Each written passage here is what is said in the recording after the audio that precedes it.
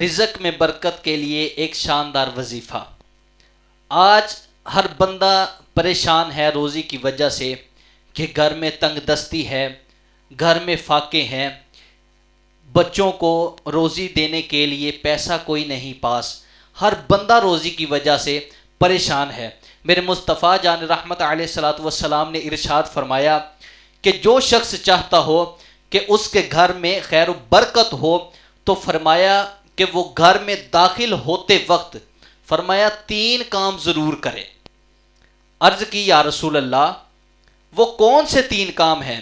تو سرکار علیہ الصلوۃ والسلام نے ارشاد فرمایا کہ پہلا کام یہ ہے کہ جب بھی اپنے گھر میں داخل ہو تو فرمایا کہے کہ السلام علیکم، چاہے گھر میں کوئی ہو یا نہ ہو، فرمایا کہ پہلا کام یہ کرے کہ السلام علیکم کہہ کر اپنے گھر میں داخل ہو۔ عرض کی یا رسول اللہ دوسرا کام کون سا ہے؟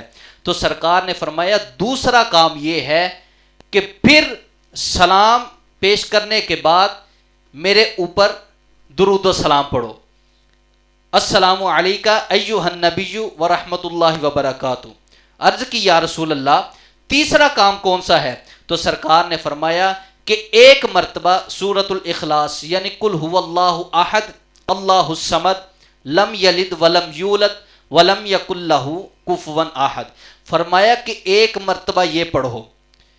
تو صحابی رسول نے ایسا ہی کیا، یہ 3 کام اپنے گھر میں داخل ہوتے وقت کیے۔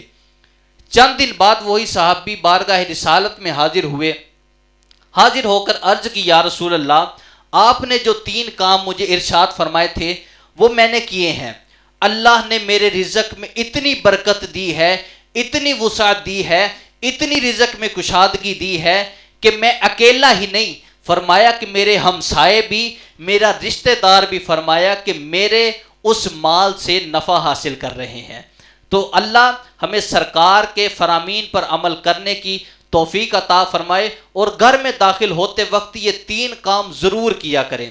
انشاءاللہ اللہ رب العزت کے فضل سے گھر میں خیر و برکت بھی ہوگی اور فاقے بھی ختم ہو جائیں گے۔